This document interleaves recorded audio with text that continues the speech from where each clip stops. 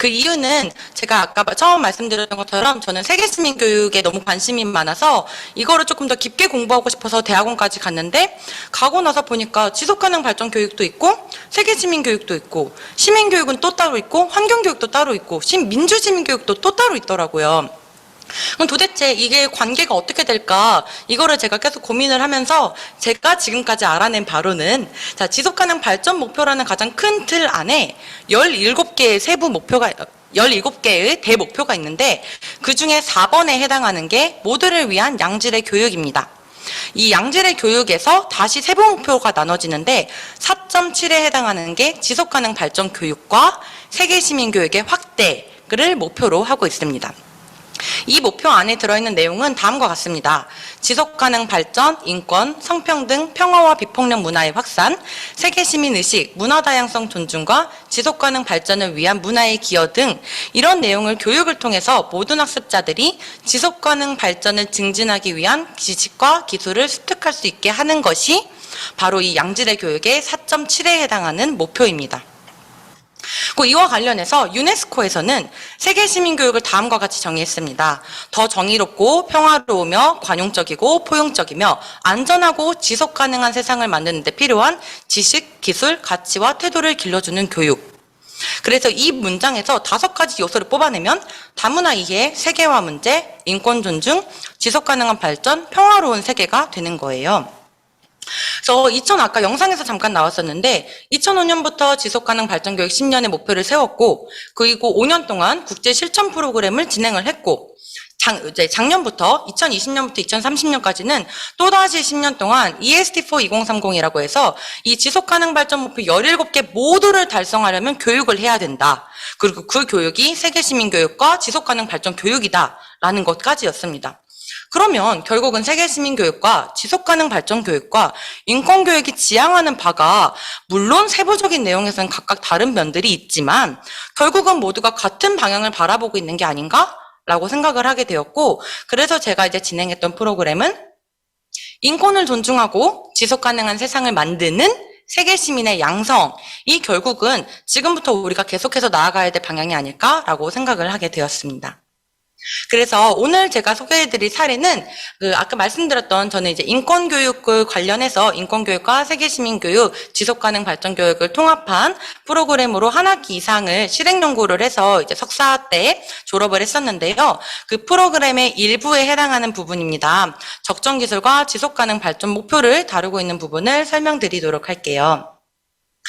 수업 기호는 이렇습니다. 사실 관련 성취 기준은 제가 열심히 뽑아봤는데 결국은 사실상 전교과라는 거죠. 근데 원래는 과학이 정말 큰 부분을 차지해야 되는데 너무 안타깝게도 제가 가르쳤던 5학년에서는 일단은 제가 교사가 아니라 전담 과학 선생님이 계셨고, 그다음에 과학 교과서 자체에서 발명 교육을 드러내고 하는 성취 기준이 다른 학년에 가 있더라고요. 그래서 넣지는 못했었는데 이렇게 실과, 미술, 도덕, 사회에서 각각의 지속가능 또는 세계시민적 요소를 다루고 있습니다.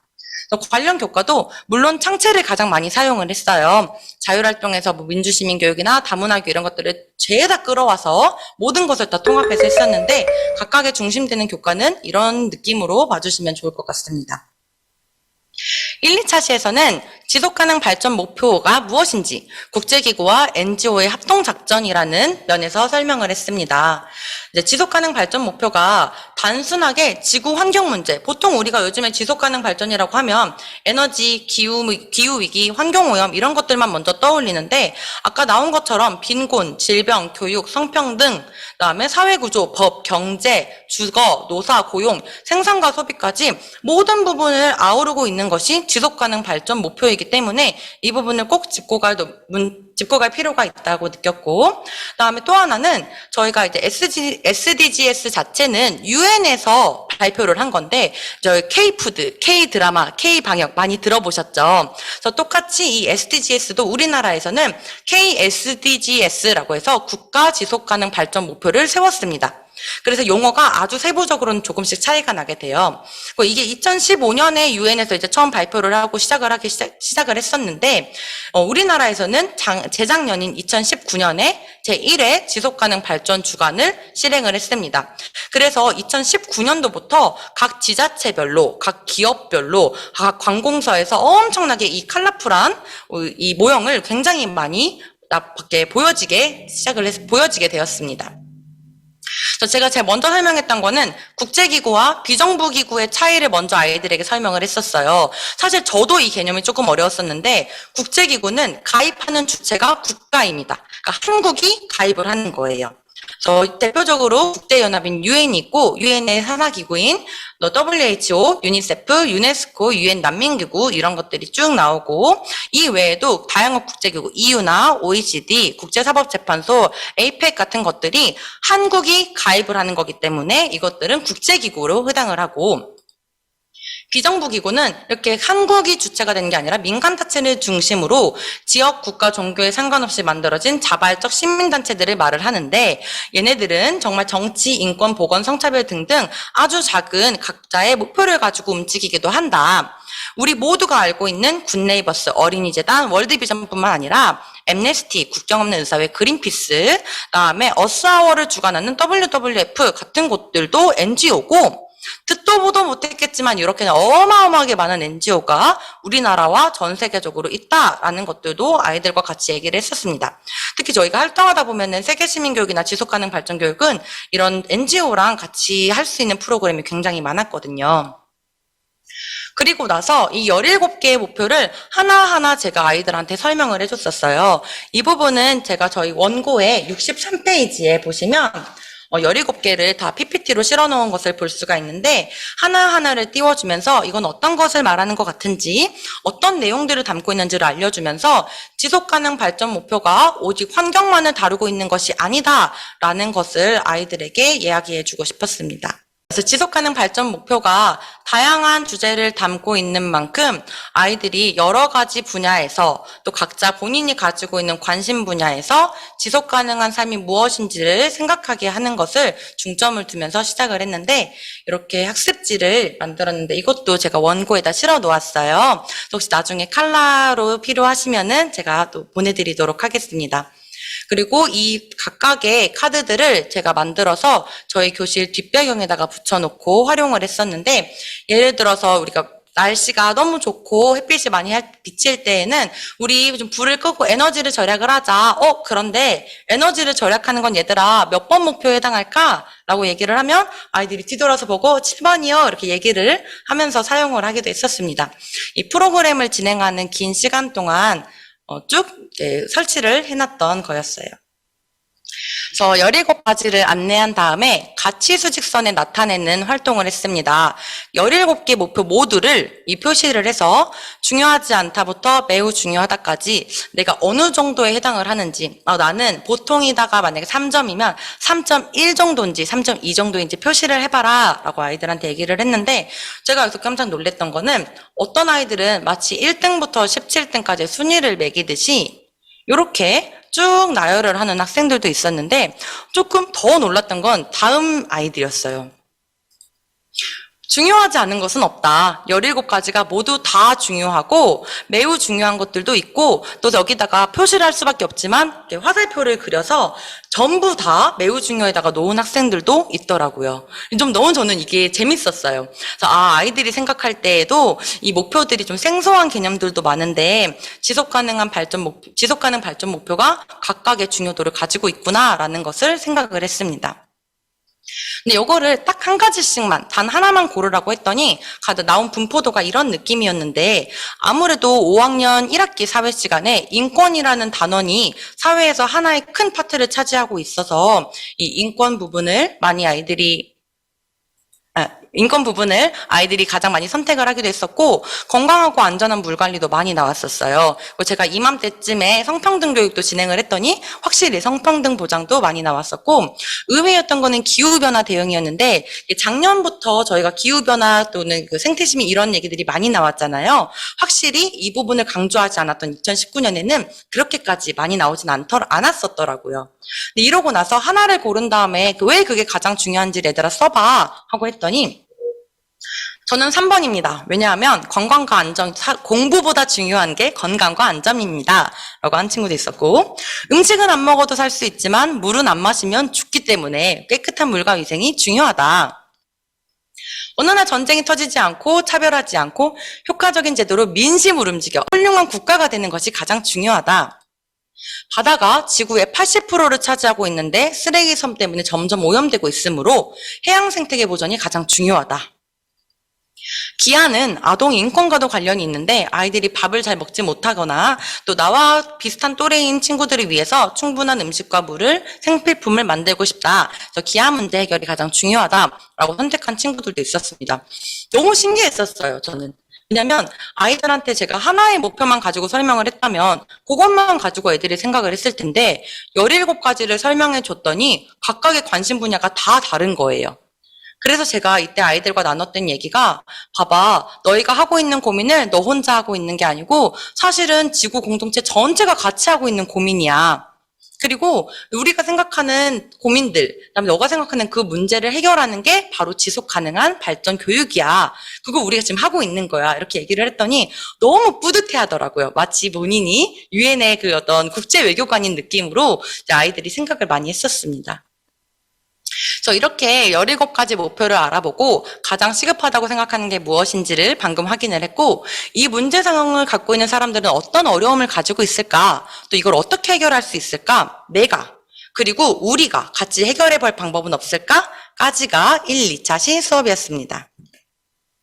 3, 4차 시 때는 모든 사람을 위한 적정기술, 오늘의 이제 메인이 될 수 있겠는데요. 네, 그래서 적정기술은 어려운 환경 속에서 살아가는 사람들을 위해서 발명되는 기술인데 이게 그냥 무조건 발명만 한다고 되는 게 아니고 그 지역의 특성을 고려를 해야 되고 그 지역에 살고 있는 사람들의 삶을 궁극적으로 향상시키고 일회성으로 끝나는 게 아니라 지속적인 생산과 소비가 가능하게 하는 기술을 적정기술이라고 합니다.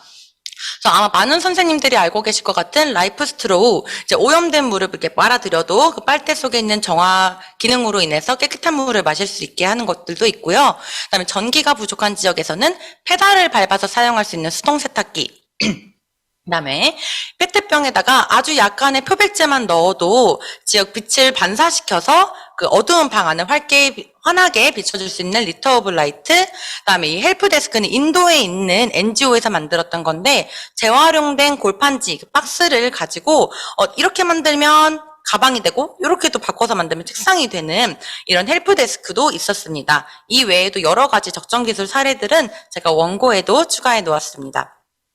그래서 제가 이 적정기술을 하게 됐던 거는 사실 그 특허청과 북부융합과학교육원에서 진행을 했던 발명교육 연수를 제가 참여를 했었는데 이때 가서 발명을 하는 방법, 그다음에 발명을 하기까지의 과정들, 그거를 특허로 등록하는 방법 이런 것들을 배우고 실습을 해봤었어요.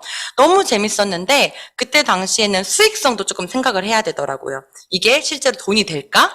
사람들이 이거를 살까? 이런 부분들을 하는 연수를 받았었는데 저는 그 부분이 크게 와닿지가 않았고 오히려 이걸 가지고 기술을 만들어서 내가 내 돈, 내 배 불리기가 아니라 다른 사람들을 위한 기술을 만드는 방법으로 이 아이디어를 써보면 어떨까라고 생각을 해서 이때 이걸 접목시켜보게 되었었습니다. 그래서 만들 때에는 제품의 이름, 용도, 어쨌든 발명품이니까 어떤 부분이 창의적인지, 또 이거를 어떻게, 누구에게 어떤 방법으로 활용을 할지, 실제로 만약 만든다면 무엇이 필요할지 같은 것들도 고민해서 학습지로 만들어 보았습니다.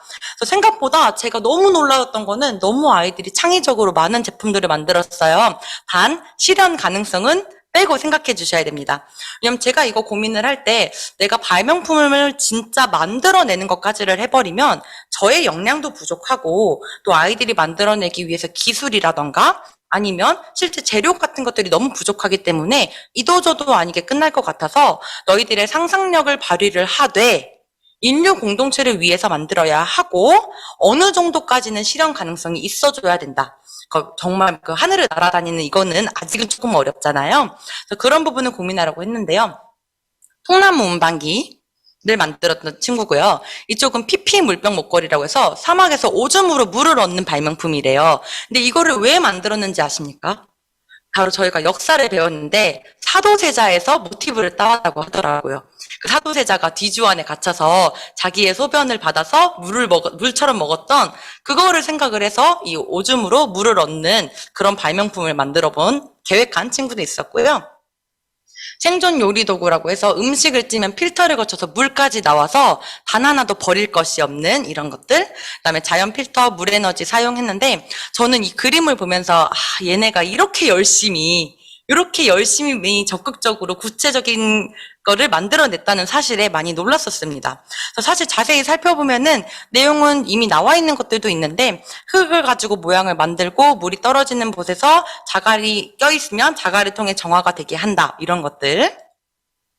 그다음에 이거는 아마 리트 오브 라이트에서 영감을 얻었던 것 같아요. 물통 안에다가 태양 에너지 같은 걸 모아서 불을 비치거나 물 속에 들어갈 때 마치 장화 신고 들어가처럼 신발을 신고 들어가는데 그 신발 안에서 정화 기능이 있는 거. 또 지압 발전기 그 위를 걸어 다니면서 전기를 모으는 이런 아이디어도 아이들이 만들었습니다. 그래서 제가 선생님들께 퀴즈를 드릴게요. 이 적정기술 발명품은 몇 번 목표 또는 어떤 목표랑 관련이 있을까요? 63쪽에 있는 17개 목표를 참고해 주셔도 좋을 것 같아요. 힌트는 그림 안에 있습니다.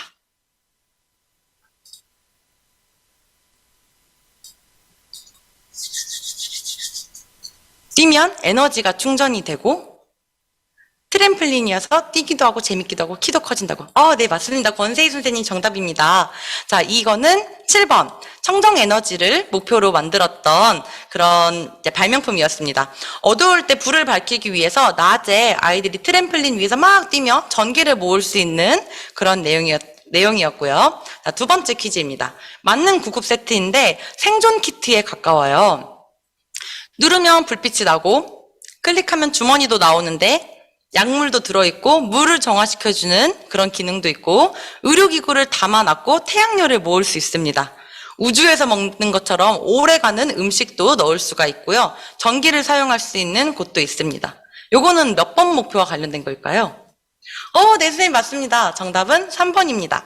건강과 복지를 목표로 만들었던 발명품입니다. 자, 세 번째는 프리필터 정수기. 사실 이미 이 제목에 나와 있는 것 같아요.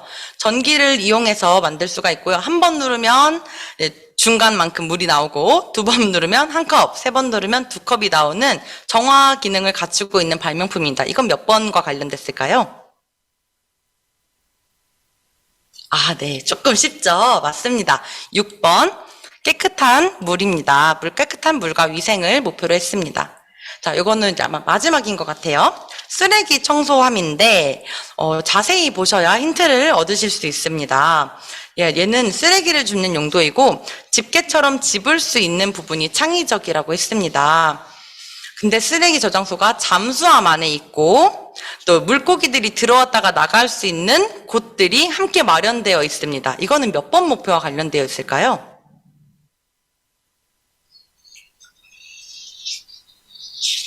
네, 이거는 14번 해양 생태계와 관련이 있었습니다. 앞에서 보신 선생님들 계실지 모르겠어요. 앞에 해양 생태계가 가장 중요한 목표이다. 지구의 80%가 물인 바다인데 이 바다가 오염되고 있다라고 말했던 친구가 이 발명품까지도 고안을 했었습니다. 그래서 이렇게 아이들이 각자 자기만의 발명품을 막 만들어 보고 나서 이거를 모둠 활동으로 전개하는 게 5번, 6번, 5번째, 6번째 차시였는데요. 여기가 새로운 아이디어, 모두의 희망이라는 주제로 전개되었습니다. 이 부분이 그 발명 연수를 제가 들으면서 들었던 내용을 이제 접목시킨 부분이었는데, 저희 막 입금이, 칭찬이, 기록이 이렇게 나누잖아요. 여기서는 팀을 팀장, 수석연구원, 디자이너, 기술연구원 이런 식으로 이제 역할 분담을 했고요. 그다음에 피시본 다이어그램이라고 해서 생선뼈 모양으로 어떤 상황을 먼저 제시를 하고 이 상황이 오게 된 원인이 뭐였을까? 원인을 먼저 세 가지를 생각을 합니다.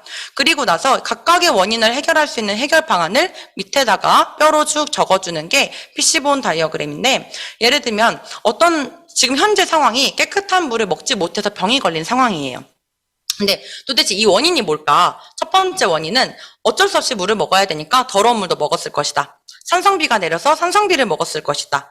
흙이나 벌레가 섞인 물을 먹게 됐을 것이다. 이런 식으로 원인을 생각하고 그 원인에 대한 해결 방법을 쭉 제시하는 부분이 이 피시본 다이어그램으로 이루어진 내용이었습니다. 그래서 아이들이 각자 비슷한 의견을 가진 아이들이 모여가지고 아이디어 평가표를 만들고, 그 중에서 가장 하나의 최종적으로 우리 모둠이 만들어낼 발명품, 업그레이드 시킬 발명품에 대해서 얘기를 하는데, 이때 각자 자기가 가지고 있는 발명품을 막 어필하는 그런 시간들을 가졌습니다. 그렇게 해서 최종적으로 하나의 아이디어가 선정이 되고 나면 그거를 발표하기 위한 발표 자료를 만들었는데, 이때는 생각보다 구체적으로 얘들아 만들어야 돼.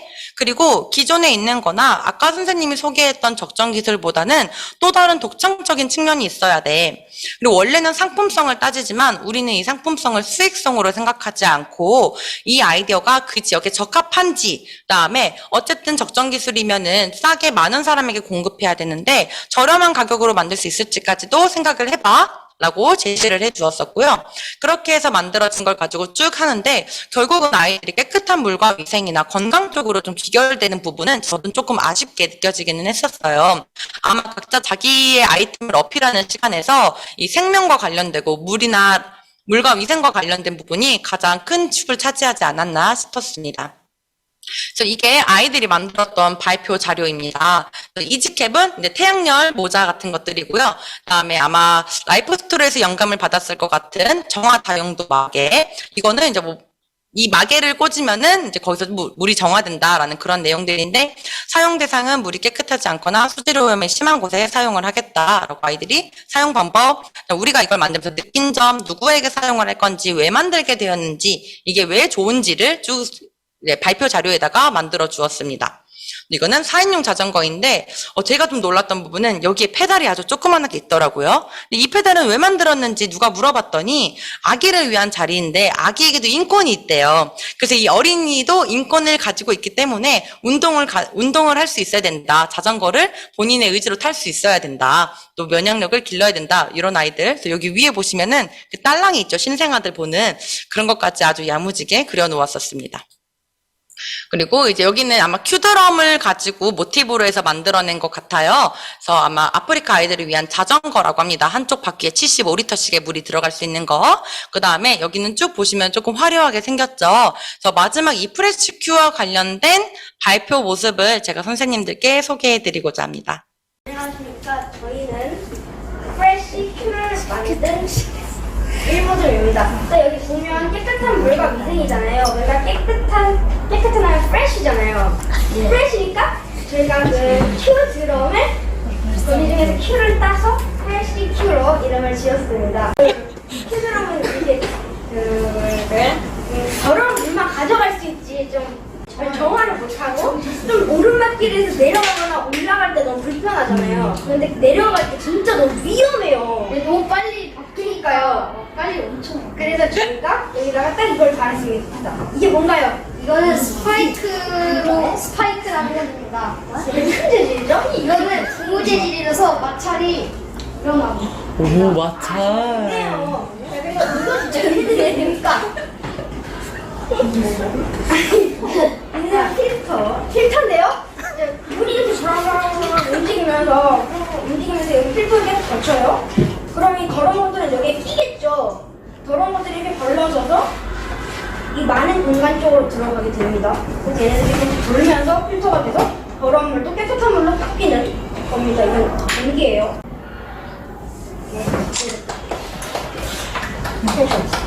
여기 아까 자갈 필터랑 진액 필터를 꺼낼 때는 여기 손에 집어넣어서 이렇게 꺼내야 되잖아요. 근데 그 꺼낼 때 불편함과 씻을 때도 불편함이 있어요. 아닙니다. 여기로만 물을 넣지 이것도 똑똑똑똑똑 풀어가지고 빼주세요. 안 씻어도 돼요.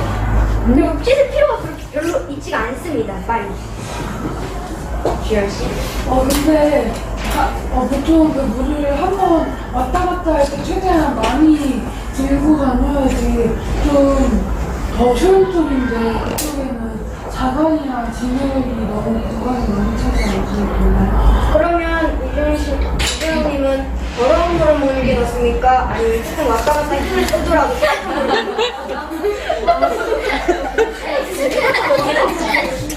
가만하고 가는 다 단학을 그러면 그 집에 갈 때까지 저게 계속 부를 텐데 그럼 자갈 필터, 진흙 필터, 공유 필터를 계속 돌 거 아니에요? 그럼 정화가 됐는데 그 상태에서 또 진흙 필터와 자갈 필터 아닙니다. 여기가 한막이 있어가지고 물만 들어갈 수 있는 아주 조그마한 비상 공간이 있어가지고 물만 슝슝슝슝 제가 영상을 먼저 보여드렸는데요. 방금 보신 거는 이제 이 당시에 프로듀스 101이 막 인기가 많았어요. 그래서 당신의 아이돌에게 투표하세요라는 걸 사용을 해서 당신의 발명품에게 투자하세요라는 이름으로 투자 박람회를 열었었는데 저희가 그 역사 시간에 제가 엽전을 가지고 토큰처럼 이 엽전을 아이들과 보상 시스템으로 사용을 했었는데 이거를 가지고 나중에 최종적으로 한 곳에다가 투표를 하고 내가 투자한 곳이 뽑히게 되면은 수익으로 2배를 얻어가는 이런 이벤트를 조금 섞어서 했었는데 발표자들은 제품을 설명하고 또 발표를 듣고 있는 아이들이 질의응답을 하는 그런 시간을 가졌습니다. 실제로 발표 시간은 3분에서 5분 정도였었는데 이 질의응답을 15분, 20분씩 하느라 생각보다 더 길어졌었어요. 제가 이 부분에서 느꼈던 거는 아이들이 발표를 할 때 조금 더 구체적으로 생각보다 더 잘 말을 하더라. 그리고 그 발표를 하는데 사실 황당한 부분들이 있잖아요. 말이 안 되는 부분. 그런 부분들은 또다시 다른 아이들이 지적을 하게 되고 그럼 그 지적을 듣거나 또 질문을 받은 발표자들은 그 부분을 다시 즉석에서 설명을 하거나 뭐 만들어내거나 빠르게 그 부분에 반응하는 것들을 보면서 점점 아이들이 구체화시키고 또 이게 실현 가능성이 있는지 없는지를 스스로 따져보게 되더라고요. 그래서 이렇게까지 해서 제가 진행을 했던 부분이 이제 적정기술 발명품을 만들었던 내용이었습니다. 그래서 그러고 나서 사실 제가 처음에 말씀드렸었던 것처럼 저는 전체적으로 큰 프로젝트 중에서 이게 아주 하나의 일부분을 차지하는 내용이었었는데요. 이 모든 프로그램이 끝나고 나서 세계 인권선언의 날에 맞춰서 저희 학급 아이들이 인권 전시회를 개최를 했었습니다. 1층 중앙현관에서요.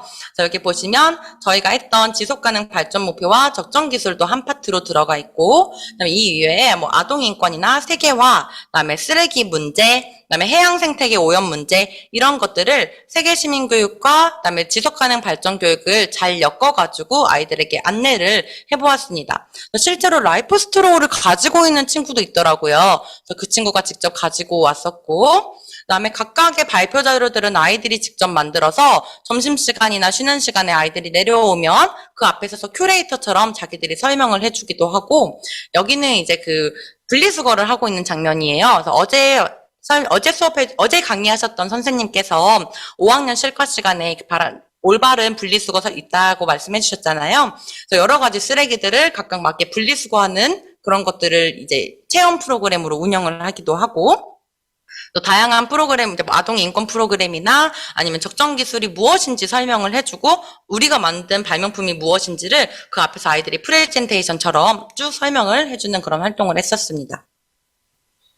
그래서 제가 이 인권 전시회를 하고 좀 느꼈던 것들은 굉장히 많은 주제들을 지속가능 발전 교육에 함께 담고 있어요. 근데 그 담고 있는 주제들이 꼭 환경으로만 귀결되거나 환경 하나만 가지고 하는 것도 중요하지만 다양한 주제들을 많이 다뤄볼 수가 있고, 사실 이게 지속가능 발전 교육이라는 이름으로 우리가 학교에서 많이 해보지는 않았었는데 에너지 교육도 하고 있고, 그다음에 성평등 교육도 하고 있고, 환경 교육 당연히 하고 있고요. 인권 교육 주간도 있죠. 그다음에 뭐 민주시민 교육 기관들도 있고 문화다양성 교육도 하고 있고. 근데 이게 하나하나를 따로따로 하게 되면 일회성인 그 계기교육처럼 끝나버리게 되는데, 지속가능 발전 교육이라는 이름으로 묶으면 17개 안에 걸리지 않는 게 없어요.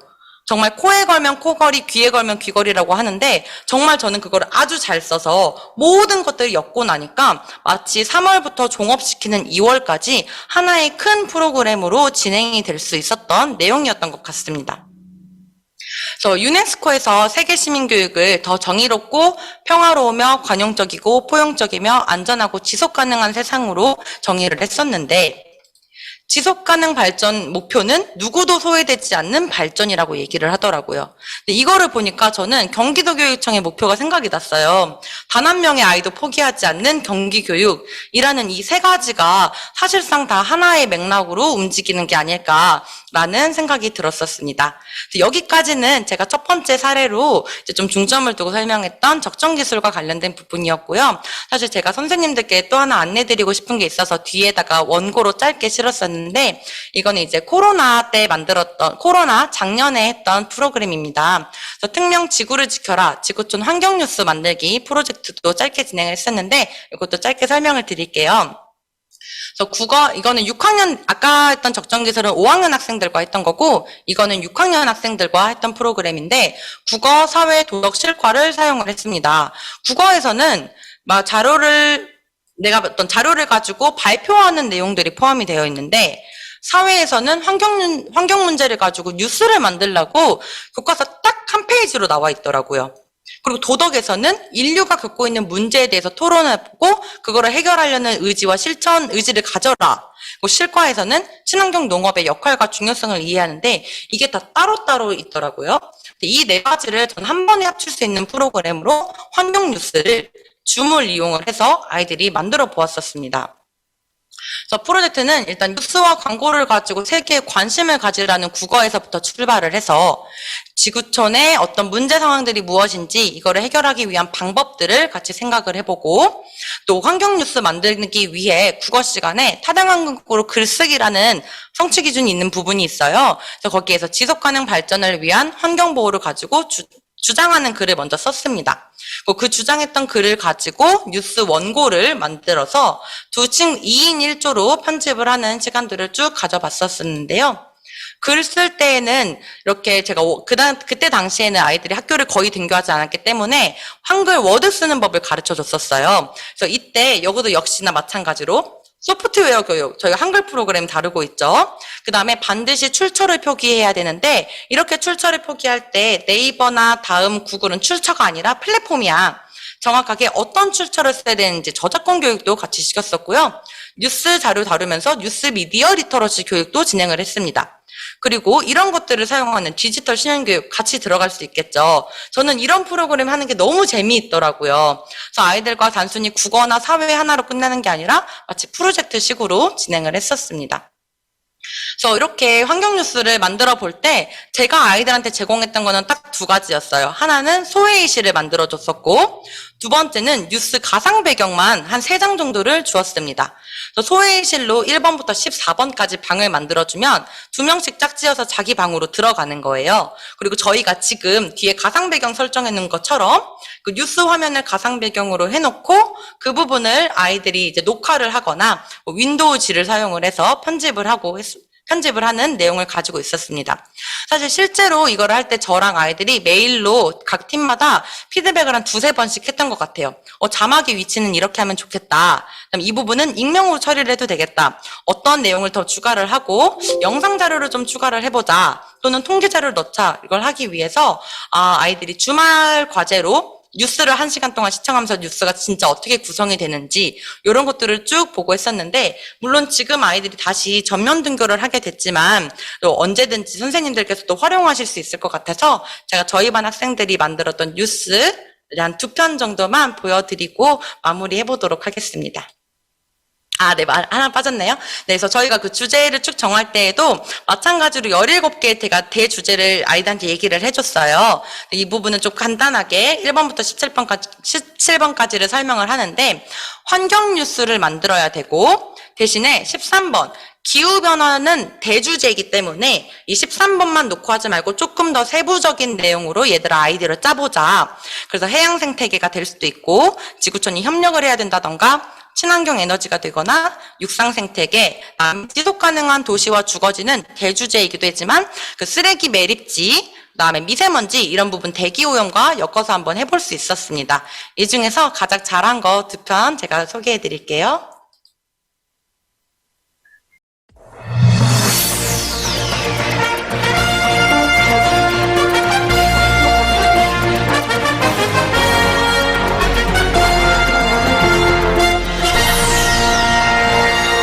최근 해양 생태계 오염이 점점 심해지고 있습니다.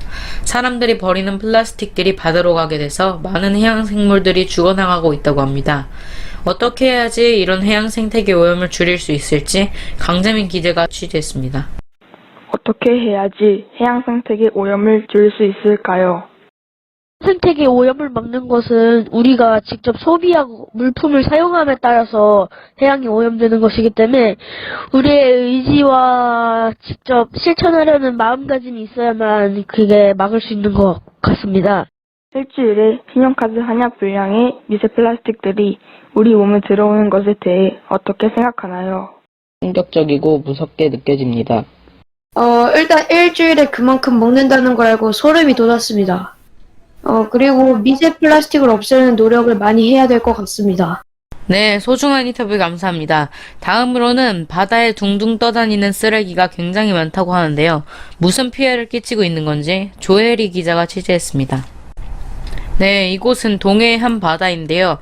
평범하게 낚시를 하던 도중 수많은 쓰레기들이 낚이고 있습니다. 이런 이유 때문에 제대로 낚시를 못하고 있다고 하는데요. 지금 화면에 보이는 이 자료는 환경운동연합 바다위원회의 조사 자료인데요. 보시면 연도별 투기량은 적어지지만 누적 투기량은 무려 1억 3천만 톤이나 된다고 합니다. 이것 때문에 제대로 낚시도 못하고 물고기가 예전보다 약 30%나 줄었다고 합니다. 이곳은 남한의 면적의 16배이자 약 8만 톤이나 되는 거대한 쓰레기 섬입니다. 이 쓰레기 섬은 태평양 한가운데에 떠 있으며 수많은 물고기들이 이것 때문에 죽고 있습니다. 죽은 물고기들의 시체에서 플라스틱이 발견되고 있기까지 합니다. 이 쓰레기 섬은 태평양을 돌고 있는데요. 이 쓰레기 섬은 한반도 면적의 약 7배까지 된다고 합니다. 우리 모두 힘을 합쳐서 이런 해양 오염을 막아 위험을 극복해 나가야 할 때입니다. 지금까지 YSC 조혜리 기자였습니다. 감사합니다. 너무 잘 만들지 않았나요? 이게 사실 저희 반에 유튜버인 친구들도 몇 명이 있긴 했었어요.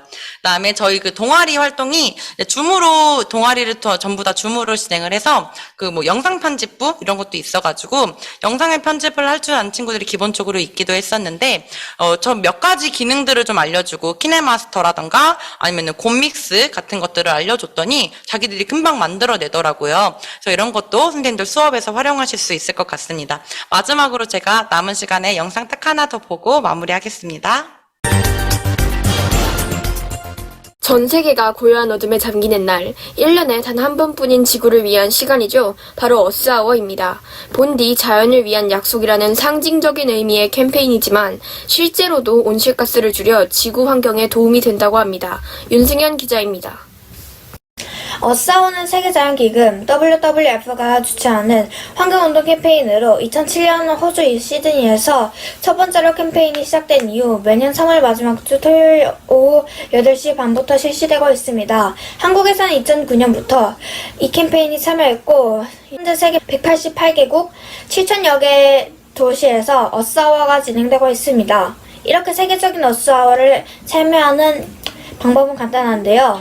오후 8시 30분부터 약 1시간 전등을 끄면 됩니다. 쉬운 참여 방법 덕분인지 전 세계 수많은 랜드마크들이 어스아워 캠페인에 참여하고 있습니다. 또한 어스아워 캠페인은 실질적으로 지구를 지킬 수 있습니다. 요즘 온실가스로 인해 지구온난화가 심해지면서 기후변화도 빠르게 진행되고 있어 많은 동물들이 몸살을 앓고 있습니다.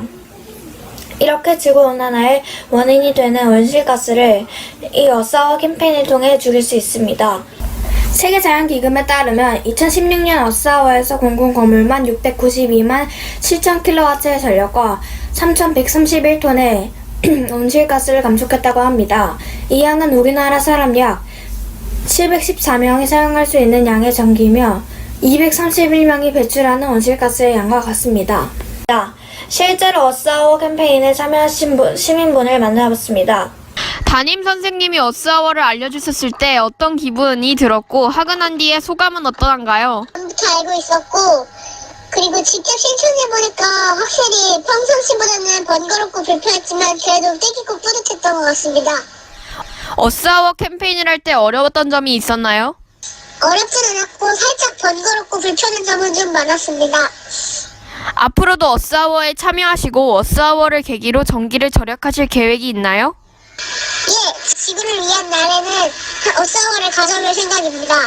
이렇듯 어싸워는 모든 사람들에게 참여할 수 있고 빠른 캠페인으로 세계적인 캠페인이기도 합니다. 특히 요즘 코로나19 일회용품 사용이 늘어나고 사회적 거리두기로 두기로 집에서 지내다 보니 전기 사용량도 늘어났는데요.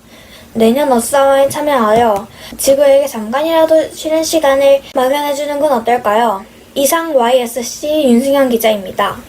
보니까 이제 선생님들께서 어떤 프로그램 사용했냐고 물어봐 주셨었는데, 기본적으로는 이제 저희 줌에서 녹화하는 프로그램 많이 사용을 했었었고요. 그 사용 프로그램은 유튜브 하는 친구들은 프리미어 프로로 자기들이 편집을 했고, 그다음에 처음 해보는 친구들은 곰믹스나 이제 프로까지는 못하고 그냥 일반 곰믹스, 그다음에 그 윈도우 기본으로 있는 건 잘 사용 안 했던 것 같아요. 뭐 키네마스터를 중심으로 많이 썼다고 들었습니다. 제가 직접 편집하지 않고 저는 이제 방법적인 측면만 안내를 하고 다 아이들이 직접 어떻게 잘 만들어내더라고요. 그래서 이렇게 편집을 하고 그렇게 음성 변조하고 이런 거는 저는 할 줄 몰라요. 저는 한 번도 못 해봤는데 또 이런 기능 자기들이 막 찾아가지고 넣어보더라고요. 그래서 정말 멋진 소프트웨어 교육이었어. 이렇게 스스로 좀 저 나름대로도 만족스러웠던 수업이었습니다. 저는 이때 패들렛을 사용하고 있지 않았었어가지고 이거를 줌으로 아이들하고 같이 공유를 하면서 사실 발표하면 오래 걸리잖아요.